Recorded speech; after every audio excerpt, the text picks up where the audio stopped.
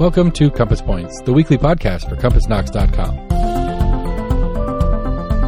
CompassKnox.com is your best source for news and politics in Knoxville and Knox County. If you'd like to learn more about the topics discussed on today's podcast, go to CompassKnox.com and subscribe for in-depth coverage and much more.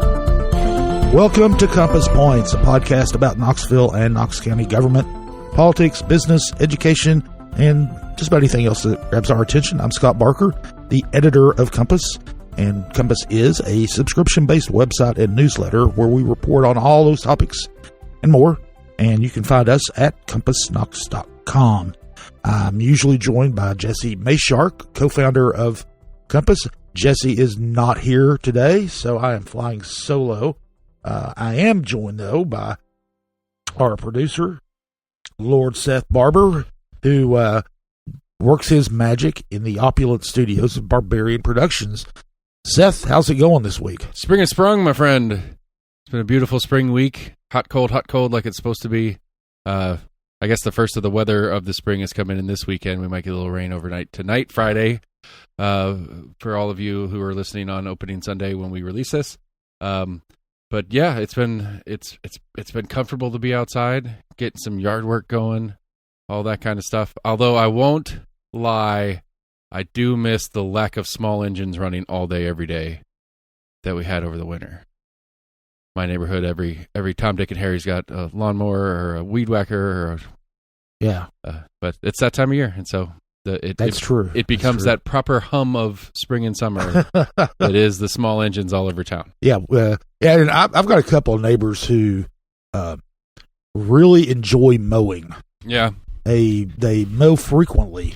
I got a guy it cracks me up because he does landscaping for a living. Yeah. And then he's constantly doing stuff in his yard. It's like, that's not the way it's supposed to be. It's supposed to let his yard grow up. And I always think of like the mechanics. Like the best mechanics have the crappiest looking cars. Yeah. Because they spend all day working on other people's cars and they don't want to work on their own. So why does my landscaper neighbor always doing landscaping in his yard? I hear that. So, last week, we had quite a few things going on. Last week was this past weekend. If you're listening to this on Sunday, today is the last day of Big Ears, the annual Music and Arts Festival, International Music and Arts Festival here in Knoxville. We blow that out every year and did this year. We'll talk about a former property assessor candidate who was convicted of some felonies last week. Also, a couple of bills dealing with LGBTQ issues, and we've been tracking, and we'll talk about those briefly. The Chilhowee Park Advisory Group had its first meeting last week, but we will start with the County Commission's vote on the wheel tax repeal that Commissioner Larsen Jay been pushing. The Jay and with an assist from County Mayor Glenn Jacobs was pushing a repeal of the $36 a year wheel tax. You pay that when you register your vehicle every year, and it brings in about $15.5 million in revenue. And Jay looks at this tax as a double tax because it's levied on people for the privilege of driving on roads that they've already paid for through their property taxes. So Jay has been pushing that. He brought it up several months ago, and commissioners wanted to defer action on it. It's a 5-year phase out. The first year is not a huge hit, but after 5 years, the county will be foregoing $15.5 million in revenue. One of the issues that runs into is the county's growing debt payment problem. The amount that they need to devote to servicing the debt is going to balloon over $100 million a year. and by 2030, and that's and they're already they're going to be they will have depleted their reserves for paying the debt service. So the cutting revenue in the next few years is something that a lot of other commissioners were dubious about. The discussion was basically about when they should do this, if they do it at all. The consensus quickly grew that while it's great to cut taxes and it's great to put money back in the taxpayers' hands, given the budget situation, they wanted to wait until after the budget is approved. The budget's going to be approved this spring. They wanted to defer till August, which is also conveniently after the general election, the county general election. And Jay and is running for county mayor, and as is Kim Frazier. So Jay wanted this done quicker. The consensus among the others, though, was put it off, and probably one of the biggest opponent of this ended up being Adam Thompson, who basically said, "Hey, if we take this revenue away, we're going to have to raise taxes somewhere else. There's just no way around it." And he did not want to support. He wasn't going to support it at all. I don't know how he will vote in in August, but anyway, the over Jay's objections, they voted to go ahead and defer it till August. They voted to vote on it later. They voted to vote on it later. They kicked the wheel down the road. There you go. So I tried to work that into the headline or something, but it didn't work out. But sometimes they don't flow right. Yeah. Sometimes you can be a little too cute, and you can never be too cute, Scott. Oh, I'm blushing over here. But anyway, the only no vote on the vote to defer came from Shane Jackson, who is dead set against the wheel tax. Period. He is he believes the wheel tax is regressive and a bad tax, and the county should rely on property taxes. Jay actually didn't vote no on the deferral, but he did abstain from the vote. So anyway, the wheel tax once again is put in the garage and won't come out again until August. What I find interesting on this particular, because there's a lot more politics to this than just governance. We all know that, to be fair. One of the sticking points has been people calling out Larsen for doing this at this time frame to help bolster his mayoral campaign, where they're then therefore making it so that it's their other people's political things by moving it past this election date. So I always kind of find that fun when it's like, you're doing this for political reasons, I'm gonna put it over here for my political reasons. Yeah. Well, yeah. Everybody has political reason for doing this. One of the things is there are some commissioners who are running for re-election. Gene Oster, the chair, for example, and they don't want to vote on it before the election because if they vote against cutting the taxes, then their political opponents would be able to right, especially with Gene's situation, having a candidate from the further right against her, they will flag that.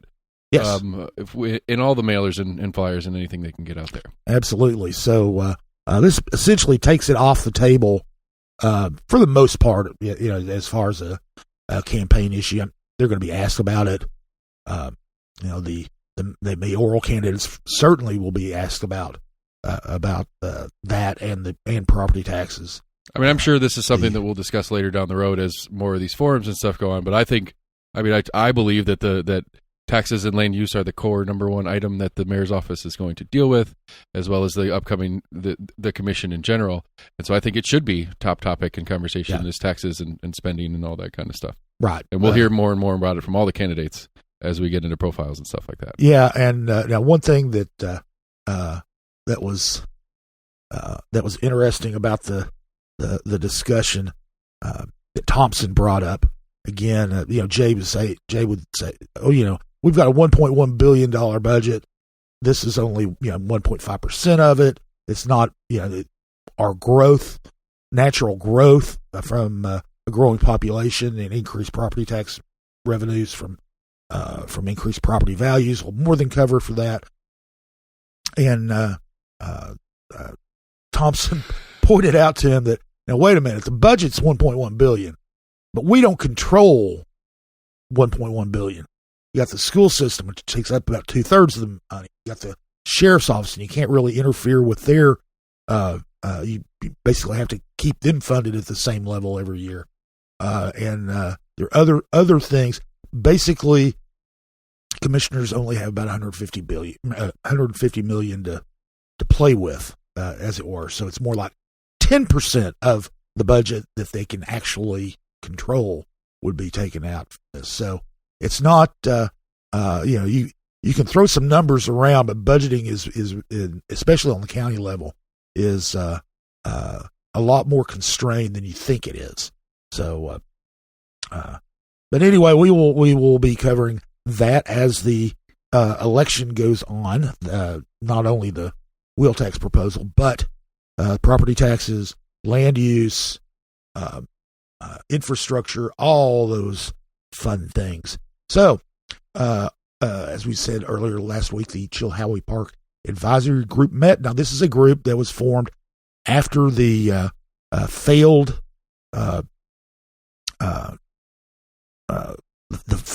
attempt to sell by the Indian Canyon administration to sell a portion of Chilhowee Park to Emerald Youth Foundation for them to build a $30 million youth activity center. The council pulled a plug on that. So this advisory group was formed. There was a lot of public outcry at the time. So this group has been formed to make sure that there is public input on what happens in Chilhowee Park moving forward. Now, there was a master plan put together for Chilhowee Park in 2019 that supposedly is still in effect, but and it was done with public input. But this has taken on more urgency since the attempted sale of that the portion of that property. So the advisory board or group, met for the first time. It was more of a kind of an informational meeting where they went around and looked. Barbara McMurray Architects were there with renderings and everything, and they were people went around and to see what is now in Chilhowee Park, what is coming in Chilhowee Park, and possibilities for the future, and to get that conversation started. And there has been some grumblings about the makeup of the group.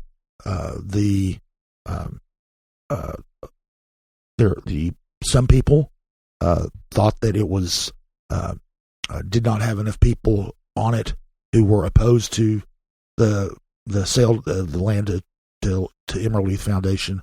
That in fact several of the members supported that sale, but one of the things the Kincannon administration said is, we're fine if you want to add members, go ahead, don't worry about it. We're fine moving ahead. Kincannon has promised to set aside $2 million a year for improvements to Chilhowee Park. So what this group comes up with can actually be funded. A lot of these, a lot of the ideas in the master plan, for example, that was developed in 2019, had a lot of ideas, but there was never any guarantee of any funding to get to push that through. And this is it's got some potential to actually have things built there, and the fair or the park is kind of in flux. You've got Muse Knoxville, which is moving from its current location on the west side of the fair to the Jacob Building. The Jacob Building will no longer be available for rental for as an event space, which a lot of people don't realize that it gets rented out quite a bit during the year, other than the Tennessee Valley Fair, but the fair won't be able to use it either. So in the coming years, of course, the fair is looking for possibility of moving out of Chilhowee Park anyway. So there's a lot of stuff that's in flux that this group will need to consider and look at. So does moving it over to this group nullify the option of selling it, or is that still on the table if this group decides to, through shopping and looking and ideas and working it out? Selling the parcel that was going to be going to Emerald? Yeah, I mean, you would. I think they would be foolish. Given the outcry, the core of the outcry was public to private transfer was the core of the outcry. But it just kind of hit me as you were discussing that if a different version of something like the Emerald comes by, but this would have a much more direct public input, and that it was agreed upon and stuff like that, that option is still technically on the table, however unlikely to actually occur. Yeah, you can say it's technically on the table. Okay. But you can say it's in the pantry. It's not on. It is not on the table. It is in the pantry. But the one thing that I think that this group will probably push for is to open that section up. Now, people who listen to us regularly know what parcel we're talking about. This is on the south side of Magnolia Avenue, across from the main part of Chilhowee Park. It's it's gated, locked up. Most of the use is just during the fair. It's kind of a staging area for fair operations. It's open, big parking lot in there, and that's it. And so, one of the things that was one of the proposals that was brought up in all the outcry over the proposed sale was open that up, make it a park, a passive park, but picnic tables and pavilions and this and that, the things that you normally see in a park, and that may be a possibility. I think that would be. I think this group would consider it low-hanging fruit. Right. But having some budget to work with certainly helps with, some of the basic items to make it a more public park. Yeah, it does. Now, then, of course, you've got the maintenance and upkeep. And Chilhowee Park is one of the things that we've talked about before. It's always been managed as an event venue, and it's going to be transferred over to the park system, like any other park, which eliminates a lot of confusion because it's called a park. Because it's called a park, but it wasn't a park. It's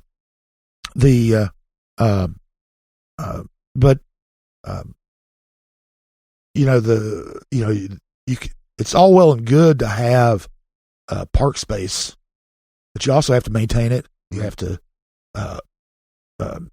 upkeep has to be there. So the parks department would have to figure out how to work that into their budget now. And again, that's another thing that people are may not realize that SMG, the group that manages Chilhowee Park as a venue, they also do the Civic Auditorium and Coliseum and do the convention center. They worried about maintaining things and stuff. So it's going to be, it's not going to be, things are going to be different. And, but anyway, they do have the funding. I think that's a low hanging fruit. I think that's going to be one of their first recommendations is to make that more of a park space. Right. Get a contract for either the city or some private group to come out and mow the lawn, put a couple of picnic tables out there. You've got a nice public area where people can come hang out, spend time together. Yeah. Do what a park does. Yep. But we will see. They could This group could take it in a different direction. The group could, so many people who want to be part of this group, it could get so big, it's unwieldy. Right. They might not be able to get anything done. Right. And with even small groups, sometimes it's ideas are everywhere, but execution is the hard part. Yeah, and building a consensus. There may be, there may be a sizable number of the people in this group that would want a passive park there. There may be a sizable group that would want a more active use for that park, or that part of the park. And so, yet a third group that would want a more active use, but a different active use than the second group. So, there could be, arriving at a consensus is not always as easy as it sounds. And so we'll, that, like I said, this was just their first meeting. They will be meeting regularly moving forward. We'll follow their, all of those are open to the public. We'll follow the ideas that come out of that, as we go and as we move forward. Now, shifting our gaze to Nashville, where the state legislature is in session, we've been tracking a couple of bills that are basically anti-LGBTQ measures. One of them is actually a free speech restriction. Is a bill that would have made it illegal for any state or local agency, official, even employees to observe pride on public property. No flags, no cups, no whatever, lapel pins, anything like that. It was proposed by Representative Gino Bolso, who's a staunch cultural conservative, and it was. Well, he hit his maximum number of bills to put in this year, and they were all in that super conservative category. Yeah. Anyway, it went to the Senate State and Local Government Committee, which is chaired by Knoxville's Richard Briggs, Republican, and he supported the bill. Others, including Republicans, said it was, it was just an obvious and blatant restriction on free speech. And Jesse and I have made this point over and over. Government employees actually have pretty strong protections against retaliation for speech. And this had bipartisan opposition, and it ended up the vote ended up failing to advance out of the committee. 3 voted in favor, including Briggs. 3 voted against, and 3 were not present, or present and not voting. So, so at least for this session, that is out. We had another objection to it, was that it would the legislature has a tendency to tell local governments what to do, and so this was kind of a pushback against that thing. Briggs actually did a thing that said, well, what if you went to what about a government employee who would have a Nazi flag or an ISIS flag or whatever? It's kind of like, well, Briggs, it's not happening. First of all, it's not happening. Second of all, if they're doing it on their own time, it is still free speech. I mean, I've become a proponent. I actually, like in discussing this particular bill, I've become a proponent. It's like, I think more people should wear more flags more often, because when we can, then we can actually kind of sort of judge a book by its cover and make some decisions about who we want to interact with and not interact with based on what they're telling us about themselves by their choices in flag bearing. True. And so if people want to bear their Nazi flag, then they should bear their Nazi flag. And if I won't have anything to do with them. If you don't want to deal with that, then you don't have to deal with that. I have a fun particular story. I shared this with Jesse earlier. I was at the bank, and I was walking into the bank, and I noticed a pickup truck, and it had a. You're a good historian. You might actually know what this is. I learned it on this. It's a blue flag with a red cross. It's like the Finland style cross, so it's the sideways cross or whatever. Red cross with white stars on it. Are you familiar with that flag? Red with white stars? Blue flag, red cross, white stars. No. Okay, so I, being the silly person that I am, just happened to catch the guy getting back into his truck. It's like, hey man, I've never seen that flag before. What is it? It is the Polk's Corps of Tennessee from the Civil War. So it's a different battle flag of the Confederacy, essentially, is what it was. And so I learned that, and then I said, okay, well, cool. That's an interesting thing to know. Glad I'll probably never talk to you again. And so it's good. That's why we do bumper stickers. It's a thing. We identify and we shout how we feel about things to the rooftop. I don't see why our government agencies shouldn't be able to do it on their own time either. Yeah. The government employees have, like I said, they have protections for free speech, and as long as it'd be one thing if they were doing it at work or during.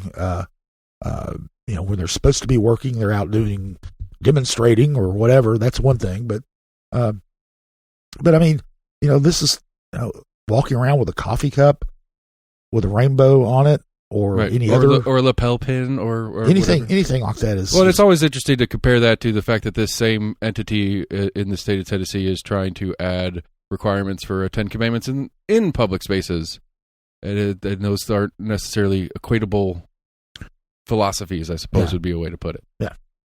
Well, Bolso had another bill that went that was deferred till next year in the Senate Judiciary Committee. This bill is one we've talked about here before that would prevent private organizations, including businesses, wouldn't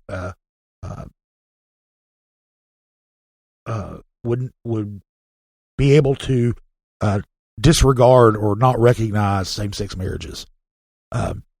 It would protect a company from a civil suit for not recognizing or treating a same-sex couple the same way they treat a opposite-sex couple.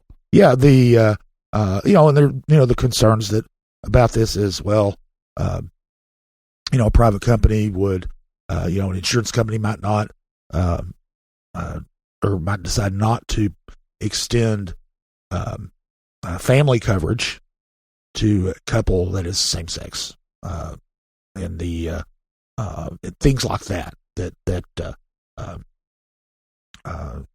Right, which with the confusion with Balso on this one is that the implication was clear, but at least his stated intent and what he was trying to get out of this was always a little bit subversive, maybe the word I'm looking for. Couldn't quite ever get a good answer out of him about what the intent of this thing was, which I'm sure didn't help his cause in trying to get it through. Probably not. It is kind of a muddled thing that you don't know. Right. What are you actually trying to do here versus what is capable of it doing by the way the way it's written? And it's like, well, we can only take it by what it's written because you're not giving us this is what I'm trying to do. And so taken while it's written puts that insurance weirdness in there. Medical decisions by a spouse, yes. In case, like it's a weird spot. And then you put a hospital in a place where it's like, I don't want to get in trouble for A by doing B. And so we're going to make decisions assuming this is not a spouse or something like that. Yeah. And, some hospitals are faith-based organizations or run by faith-based organizations, and they may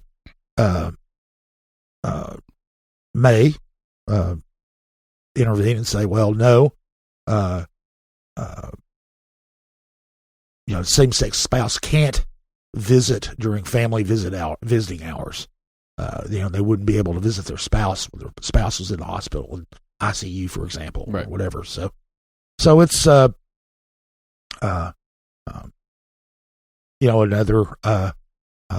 thing too. You could have an instance where a funeral home. When when a person dies, their spouse is the one who decides what happens. And if you don't recognize the same-sex union, then it goes to the next of kin besides the spouse.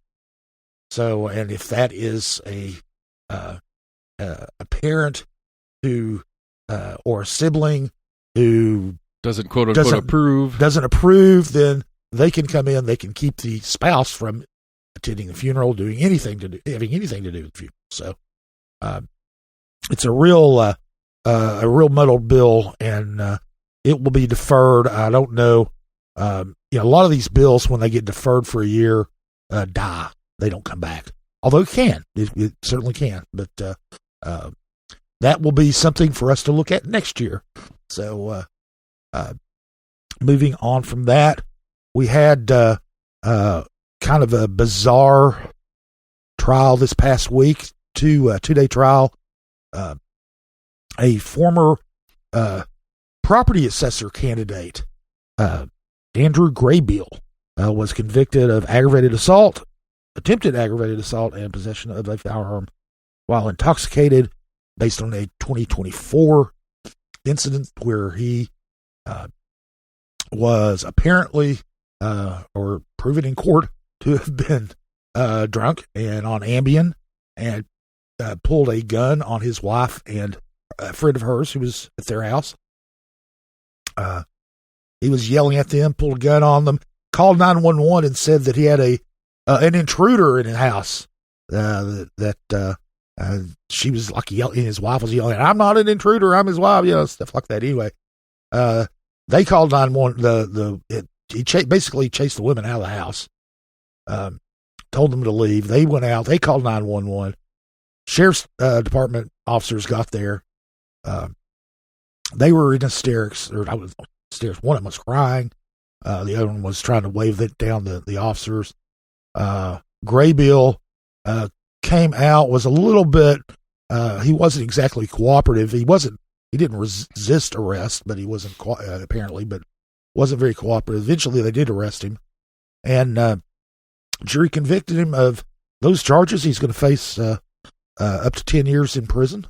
Not an excuse, but Ambien is no joke. Yeah. Like, it is no joke of a medication out there. I've had a small stint where I was having problems sleeping, and I would rather not sleep than continue taking Ambien. It was my choice. Well, I've never taken it, so I don't know. Now, normally, we get the district attorney's press releases on trials that they usually the ones that are successful on prosecuting. Get them all the time. We don't really cover courts that much, but because Graybill was a candidate for property assessor, we did think it was worth noting, at least in our newsletter. It stuck its way into your parameters. Yeah, and he was kind of an interesting character. He had before this violent outburst, in 2008, he ran for property assessor as a Democrat, and he came in second. Of course, Republicans usually win state or countywide races. And then he came back. He resurfaced in 2016 and ran as a Republican. Ran in the Republican primary for property assessor. He's in real estate, which is why he's, thought he was qualified to do that. And he finished a very distant third in a 3-person race in the Republican primary. One of the things that was notable about that, and one of the reasons when the Attorney General's office, District Attorney General's office, sent this out, they didn't mention that Graybill had been a candidate. They just said Andrew Graybill, and I remembered his name. Double checked with the DA's office to make sure that yes, this is the same person. And because the mugshot they showed was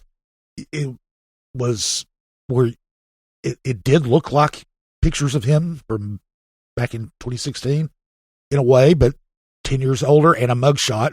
There's, you don't want to be sure. You don't want to. Right. Yeah. So anyway, they did confirm that. Proper journalistic ethics and whatnot. But one of the interesting things was when he was running in 2016, he claimed to have, I believe it's an engineering degree from the University of Tennessee.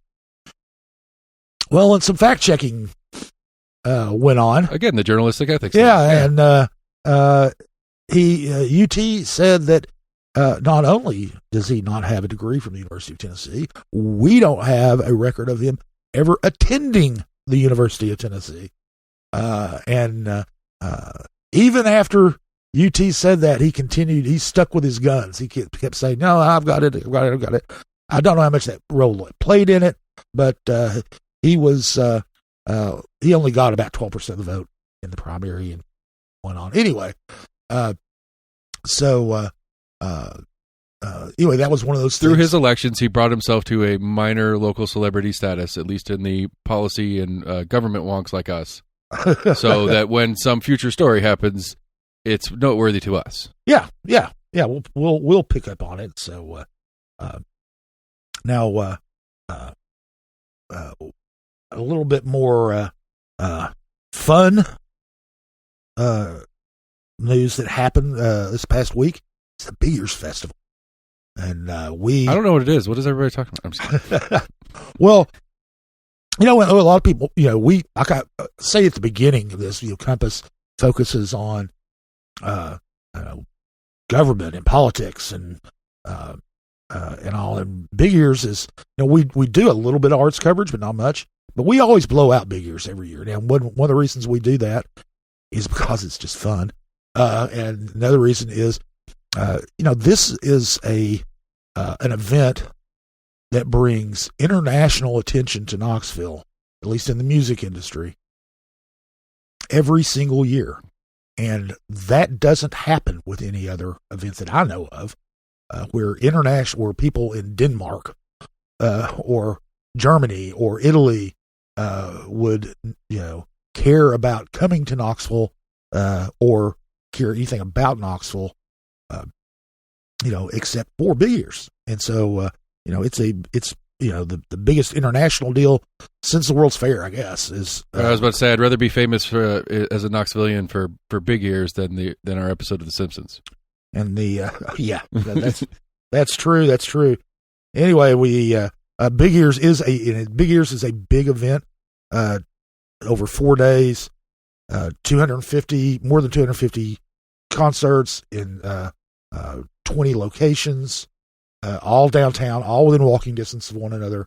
And it's a festival, so you can just come and go to the shows as you want. You can go catch, if two shows are happening within a reasonable walking distance at the same time, you can catch the first part of one show and then walk a short distance and catch the second half of the other show.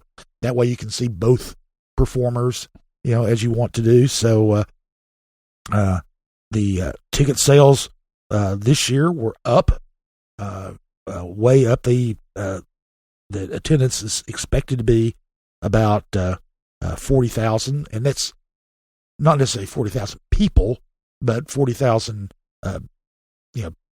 over the 4-day period. A lot of those would be, people who are here all weekend. And, when we, as we said, it's an international thing. They've got,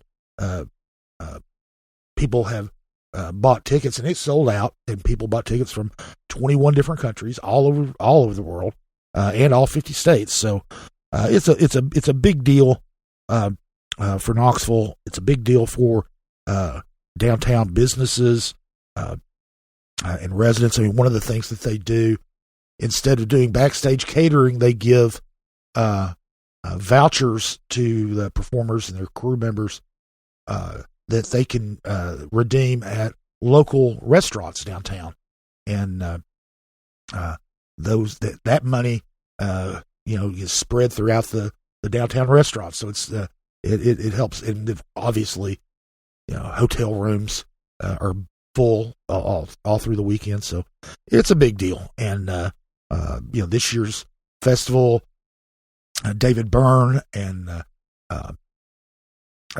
was the kind of one of the big draws. You had David Byrne, and you had Robert Plant. Robert Plant. Thank you. I don't know why that went out of my head. But anyway, they were the big draws. They were separately ticketed shows.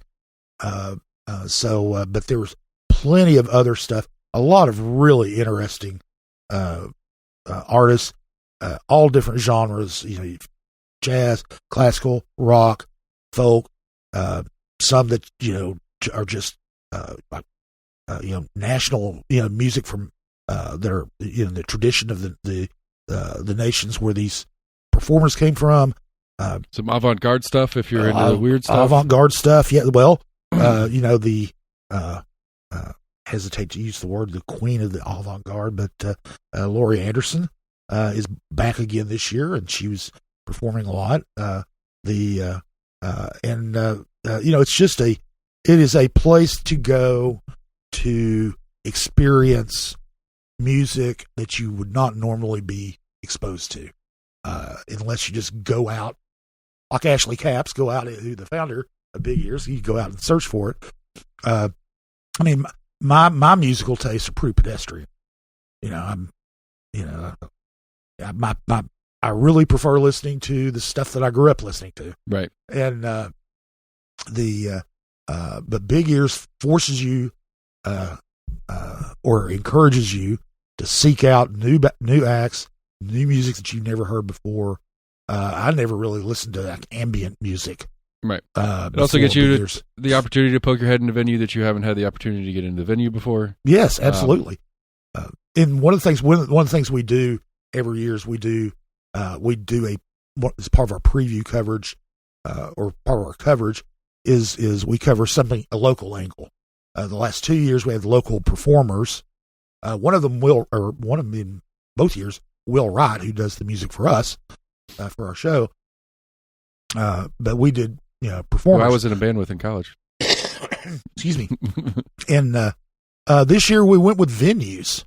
And we one of the reasons we went there is because a new venue this year is the Greyhound bus station, which has been closed for 4 years.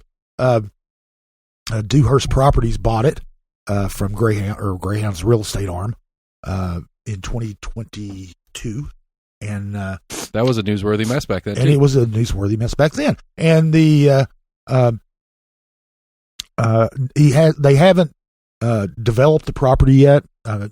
Dewhurst Properties, for those who don't know, they were early pioneers of downtown redevelopment, and David Dewhurst and Mark Hines have redeveloped properties all up and down Gay Street and in the Old City, and they had also previously developed the Mill and Mine and the Standard, which are both those were industrial buildings that were converted to venues, and Big Ears utilizes those as well.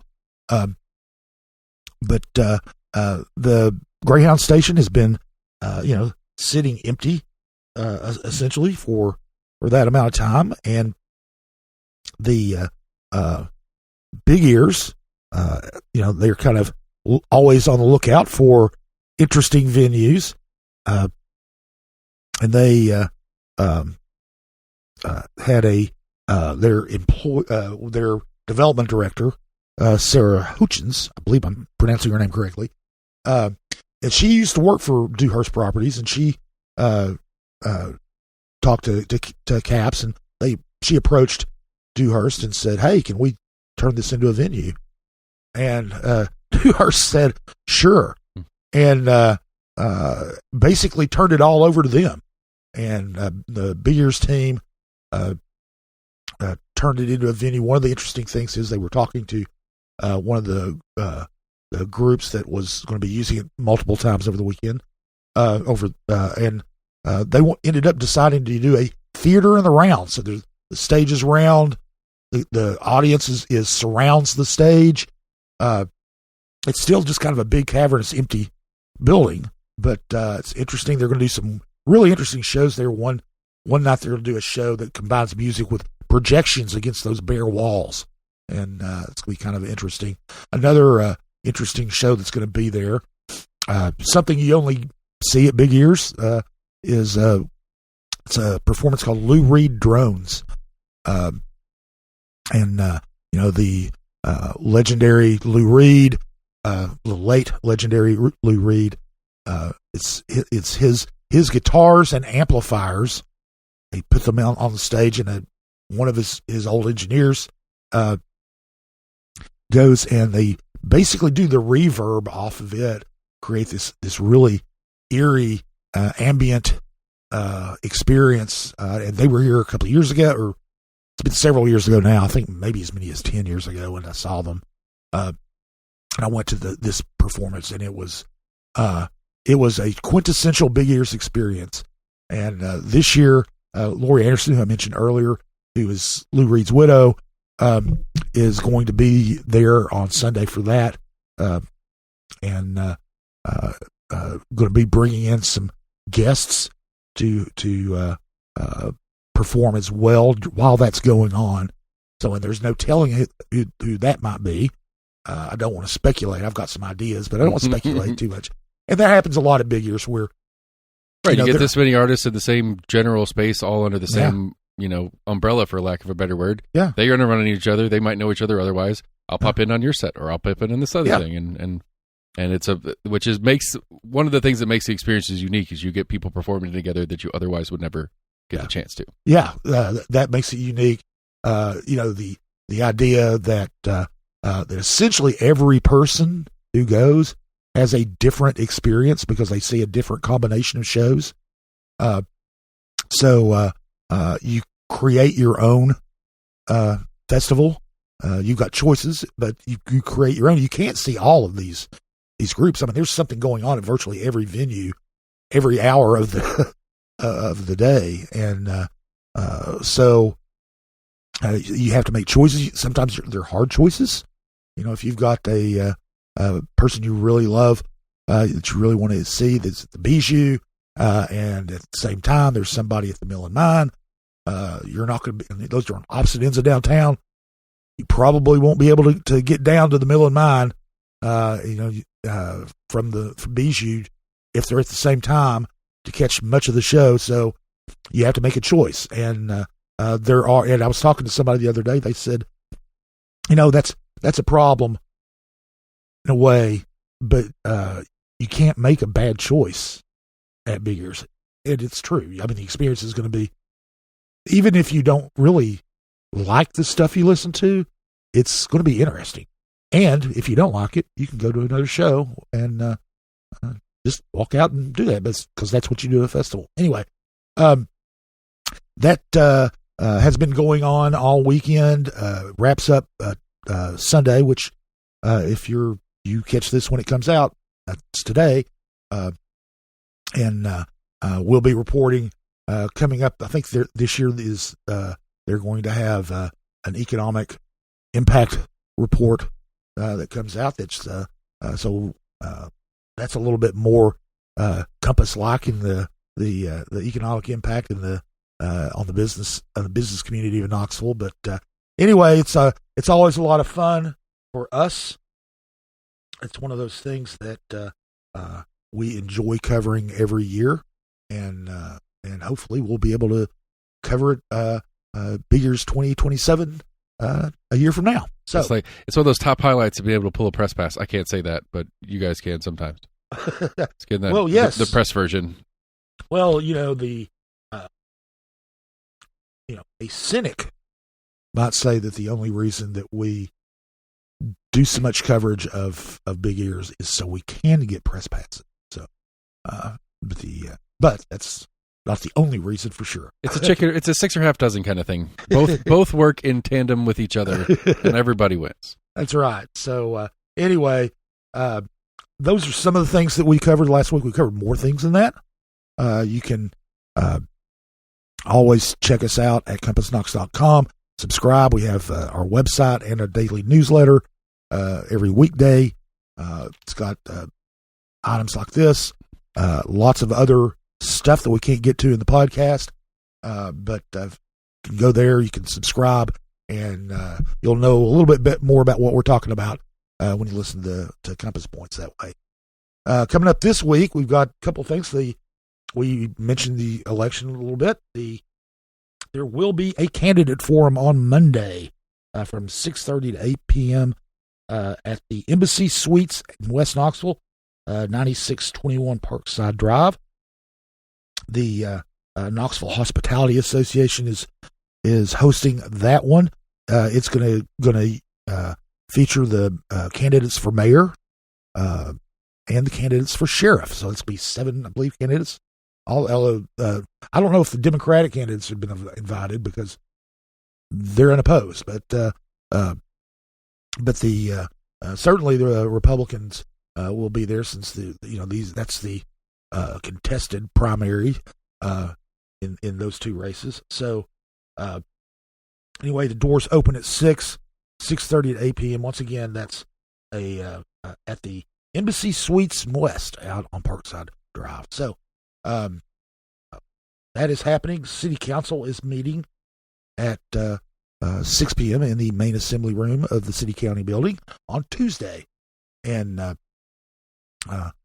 looked at gave the agenda a quick look the other day. Probably the biggest thing on there is a resolution to encourage the administration to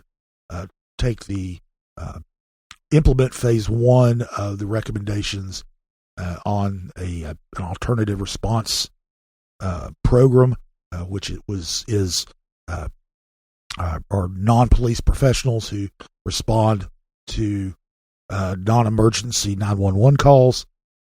These would be a very limited type of call. The recommendation from a committee that looked into this was the first year to kind of set things up, and that would be what this resolution would call on the city to do. Councilwoman Amelia Parker, who's been the most vocal proponent of an alternative response program, is sponsoring it. It doesn't mandate that the mayor's office include that in the budget for next year, and I'm not sure that the mayor's office is so inclined, but we'll see about that moving forward. Anyway, council's meeting Tuesday, and we'll be there to report on what they do. And then it's April. And then it's April. April Fool's coming up. So I always hate April Fools because people always try to get us to like, dude, April Fool's story. I'm sitting there going, no.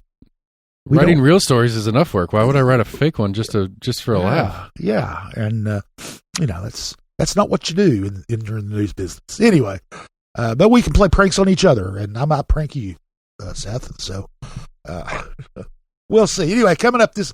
I have a meeting with my insurance agent, so I'm probably not going to be in a bad spot to take a prank. So yeah, go ahead. Okay. Anyway, so as we move into April, we will be covering all the things that we cover. We will be reporting on them at CompassKnox.com and in our newsletter, and we will talk about them next week on our next installment of Compass Knox. CompassKnox.com is your best source for news and politics in Knoxville and Knox County. If you'd like to learn more about the topics discussed on today's podcast, go to CompassKnox.com and subscribe for in-depth coverage and much more.